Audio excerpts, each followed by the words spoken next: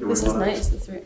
Is your room nice? Oh, You're it's here. beautiful. We're attached to you. I'll take you through when we're done here if you can come through. Yeah. Yeah, we got everyone's fired up for you guys coming in. Yeah. Who are they cheering for? Canada. We're cheering for Well, let down. They haven't seen each other for rehearsal. I know, so we're catching up quick. We get along on camera. That's like me and my sister. Are we ready to start? Okay. Of course.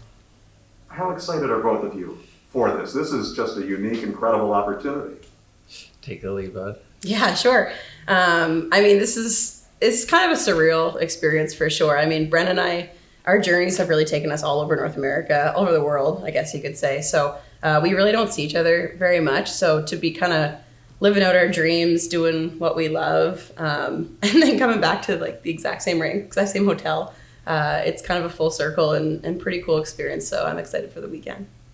Brennan, what are your thoughts of this? What were your thoughts when you found out that Jill and Team Canada are going to be coming here? Yeah, just to follow up on what Jill said, we've been playing this game all our lives, and to be in our late 20s now, and still waking up and tying our skates and do what we love for a living is pretty surreal. So to have it kind of come full circle here, and Jill competing against the Americans, with Team Canada at the top of her game, and me playing in the AHL here in my second year with the Phantoms, and our opening night, and Jill's coming in with her team. It's pretty crazy. So when I found out, I think there was rumblings, and you don't really know, but when it got confirmed, there was a lot of excitement, and we're gonna have a big crew come in here, and because Jill and I we've been traveling. Jill left home at 14, 15 years old, and haven't been able to see a lot of us. I went down south to play college hockey, so it's going to be a cool moment, cool weekend, where and definitely special for our family. Mm-hmm. Can I ask a sensitive question? What is the age difference? How old are both of you? I'm sorry. No, that's not sensitive. Don't worry. I know you said late 20s. So I was like, oh my god. I'm 29. And I'm 27, but she's a 92 born, and I'm a late 93 born. So every second year when we were growing up, we were able to play together, so which was convenient for mom and dad, just only having to drop us off at one rink for practice. So you played on the same youth teams together. So yeah, she's an early 92, and I'm a late 93. So that every second year we were playing back home for the Halifax Hawks minor hockey, and yeah, it was cool moments. Hey, think back. Mm-hmm. Who was the better player growing up? I gotta get you guys to play off each other a little bit here too. Yeah. Brennan was way more skilled than I was, for sure. I think it's such a funny question. We get that a lot, actually. I've been asked it all my life, but I don't know. I'd say we were pretty competitive out there on the backyard, and Jill, is known for kind of playing on the edge and having that compete. So, I can only attest that to me and the boys kind of being hard on you in the backyards and on the streets. So, but no, all good. I didn't have a brother growing up, but I got the closest thing to it, and she just had a ponytail instead. And I loved growing up and playing with my sister. It was the coolest thing. How many girls were on the team when you were growing up? Were you the only one? Oh yeah, yeah. There was just Jill. Yeah, there weren't really any girls in our city that played. I think there was only maybe one or two others. So like all growing up, we didn't really have girls hockey at all. So that was kind of the only option when I started playing was with the boys. And Brent started playing earlier. He was skating when he was like 2. I was just watching until I was 4. And I think I bugged my parents in the stands, honestly. And they were like, do you want to go try to skate? I think it was honestly a ploy to get me out of their hair in the stands. And I hopped on the ice with them in our little Timbits league. We were 5 years old. And the Apple Critters. And I kind of never hopped off the ice. So. I was going to say, it's a little tricky, a little tough to be the only girl on a team full of boys. How did you get inspired to do that? But it seems like it just sort of grew into it naturally. Sort of through him. It wasn't tricky. I had the best group of guys growing up. Brennan and his buddies, who they're all like still best friends. It was like I had this little army behind me. I was also like a little bit taller than the guys all through because I grew quicker. And And then if someone came after me, there was one time Brennan and his buddy Brad hopped off the bench and chased down this guy because he came after me in front of the net, and I'll never forget it. We were probably 12 years old, but that was just the kind of guys that I grew up with, was this little army that just, I think, believed in me and, in my passion for the game. And I think they saw something in me that they always kind of wanted to defend and be a big part of. And Brennan was, a huge part of that army as well. So absolutely. And I can just touch on, Jill, playing with the boys, and, that was kind of the only option, for her to be able to compete at the highest level, and push her and make her better. But now when we go home, there's hundreds or thousands of little girls playing hockey in Halifax, so just a testament to, Jill's journey and what she's gone on. And, when she leaves this game someday, I know she can look back and be so proud of, not the gold medals and the Olympics and all the honors in NCAA, but, to really grow the game and the community and the impact she had on all those little girls and boys back home in Halifax. She was. Go ahead, Chris. I just wanted to follow up on that for you, Jill. I mean, obviously, your first 2 games of the season were officiated by female refs for the first time in this league. Obviously, you're on this tour. What does it mean to be a part of, the game at its highest level for women's hockey, and to see it continue to grow in a lot of ways?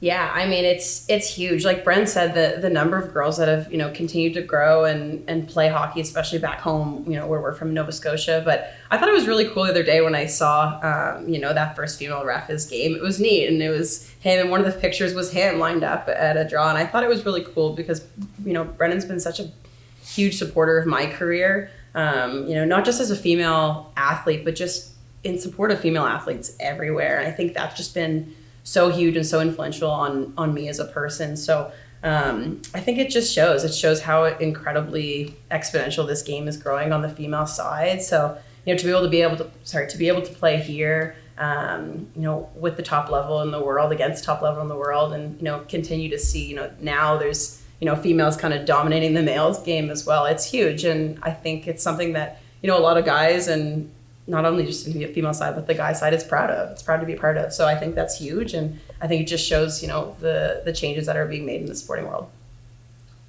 When you're playing together as kids, you're not envisioning that your sister is going to become, pretty sensational at Cornell, go on to the Canadian national team. You're just playing on the same team, as kids.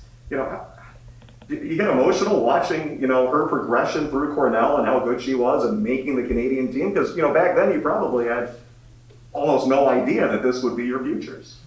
Yeah, it's interesting, growing up and playing the game, and we never really looked too far ahead. Every September or whatever it was, we were just hopefully getting a new pair of skates that year and going to hockey tryouts, and we're at the age now where that's kind of still the case, showing up for hockey tryouts, when the season comes. But no, Jill, she was always a special player, and just a natural athlete. Whatever Jill was doing, she was picking it up, and she was and she wanted to be as best as she could at whatever she was doing. So no, I kind of once Jill started getting some NCAA packages sent to my dad's place back home is kind of when I knew Jill was potentially going to make strides and chase her dream down to go to the Olympics. And what's funny is that when Jill was going through that process of being recruited to schools, none of the males, that I looked up to, the older guys from back home, were going to the NCAA. They were all going to the CHL. So, I took a look through, those books, and I mean, back then they were predominantly, guys booklets with a little bit of the girls in the back. So little page. She definitely paved that way for me. And if what Jill has done in this game and the impact she had on me, I don't think I'd be sitting here next to her if it wasn't for her. So pretty cool.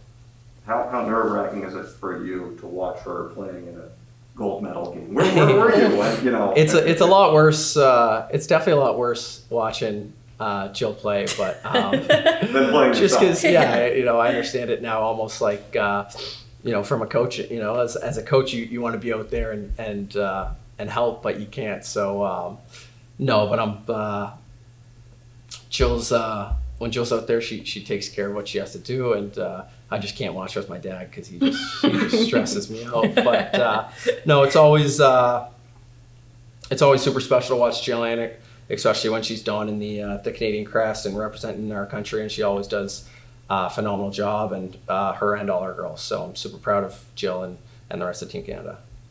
Jill Brennan was a guy, who hadn't been in the AHL before. He signed his contract with the Phantoms, and I know that you're proud of that. And he's, trying to bust his way into the lineup some. And then on the end of the season, and I think it was on Mother's Day too, and he scores his hat trick. I know that you got emotional, Brennan. I saw that. What was your reaction when you found out about his big day here with the Phantoms? Yeah, I was actually home in Halifax, so it was kind of a funny story. All of a sudden, like, everyone in my family sent me a text at the same time, but didn't tell me why, like what was going on. Everyone said, "Did you see the game? Did you see the game?" And my initial thought was that he busted someone's tooth or he got in a huge fight or won a big fight.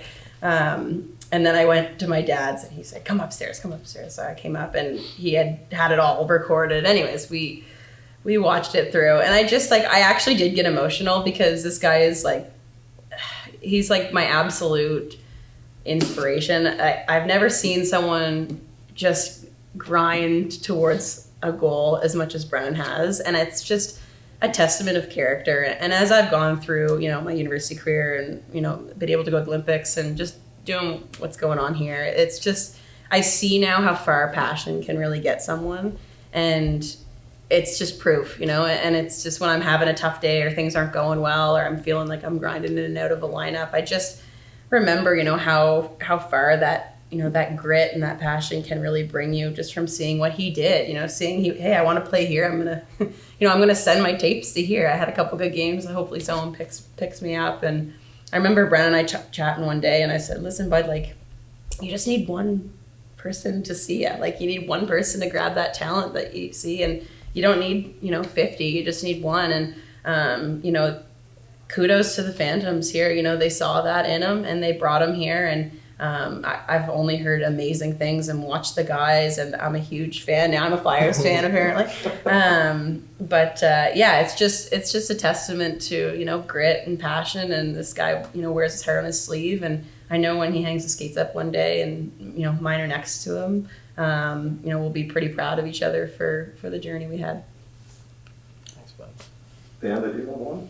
Yeah, so the family coming into town for this weekend, and got anything special planned or?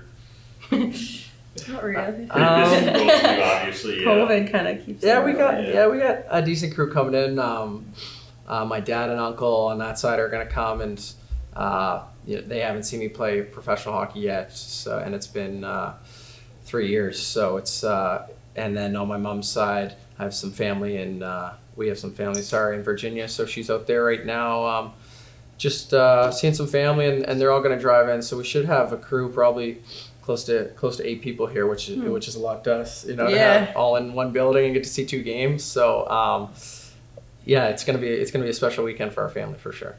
Do you kind of sit with your crew for Jill's game and vice versa? Is that kind of how this is going to work, maybe?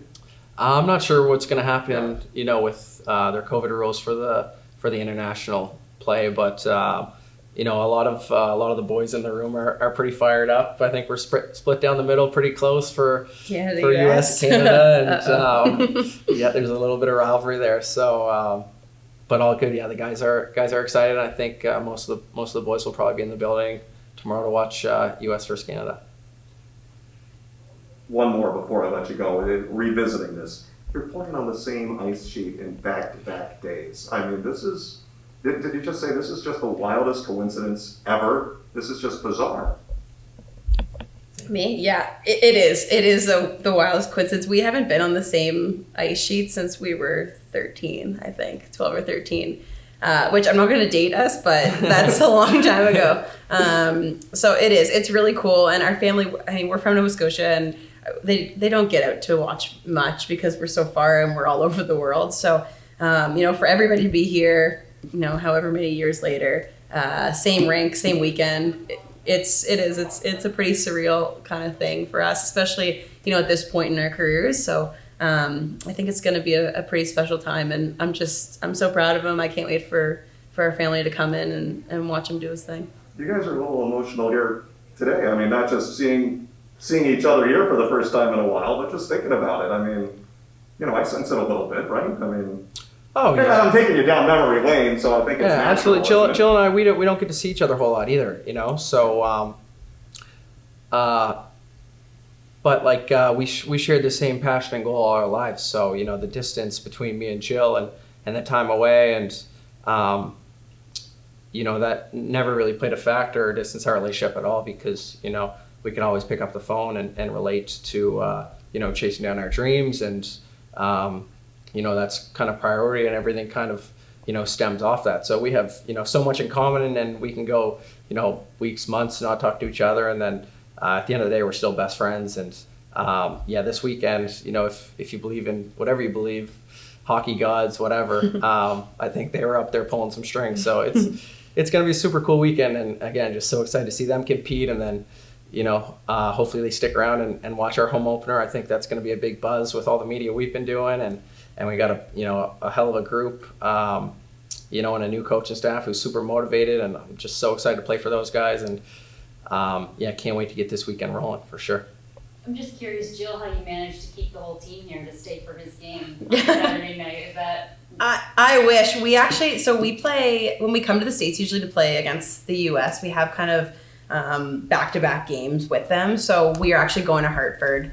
So I'll be watching his game back to normal on my phone on the bus, but he'll be in the stands for ours. But I mean, Bren knows the girls now because he's been around for so long. So there's a lot of Bren and Saulnier fans on the national team for sure. So The head coach is a Maritimer where we're from, so maybe I'll have to talk to Troy and see if you can hang back. yeah, pull some strings. And we'll get your car service out there for puck drop in Hartford. So we'll see what I can do. Well, that makes more sense, because I knew the U.S. team was leaving, and I thought said, hope you guys would be able to stay. But I know. I thought maybe with the Close. time, but yeah. we're close. Almost perfect. The hockey gods missed one string. Yeah. Well done, guys. Cool. Awesome. Thanks for having Told Thank us. your you. stories well. Thank you. Thank The you. sensational Saulnier siblings. That's what I've been calling you. Aw, that's Hard to so say, but sweet. you know. for the That is Mac. a tongue twister. Yeah, I know, but it was fun. You know, that's Yeah. what I do. So the No, Magic it's comes good. to Allentown. This is very cool. Yeah, it's pretty cool. Yeah. It's pretty neat. It's a nice. I've never been here, so I haven't seen him play since College. when he came. His team, another kind of hockey god story. His team came in Alabama to Cornell, but I was already graduated, so I was playing against the U.S. in Boston. So my dad and I hopped in a car. I happened to have a day off, and we drove to Cornell, which was my alma mater, to watch him play against them, and he scored. So Oh, wow. yeah, Which was pretty I had a cool. Huntsville hat, but a Cornell sweater. Yeah, So it was- I didn't lose everybody. Yeah. It's tough to get down to Alabama, so we kind of did, you know, it was my senior year, I believe. So Yeah. I think we did kind of my That's perfect. senior weekend down there, which was pretty cool to play, you know, in that rink where Jill, Yeah. you know, won so many games and had so many accolades. So yeah, that was another cool hockey moment. We're just, Yeah, it was we have a lot of them. We do a lot of them. Yeah, that is. I mean, that's sort of similar to this in a way. We've I been mean, you're playing playing for on a the while. same ice where Jill and Yeah, there's been a few kind of weird coincidences, but those are the only times we see each other as weird coincidences. So Yeah. that's kind of. Until the we're fun done thing. playing. We're Yeah. back home, And we'll see. We'll be on a. back in the Maritime. We'll be on a wave somewhere, on a surfboard. Great. All right, guys, thanks for setting Cool. us up. That was- Thank you. Thank you guys, Awesome. appreciate You guys it. are wonderful. Oh, I Thank can't- you. See, I said like 5 minutes and it was 20, so. Oh, that's okay. That's You guys, really hey, you guys got on a roll. This was wonderful stuff. okay. Thank you so much. Thank You you. take her in, Sean. I'll probably take her to the room, yeah. You're allowed. Let me. Is Esther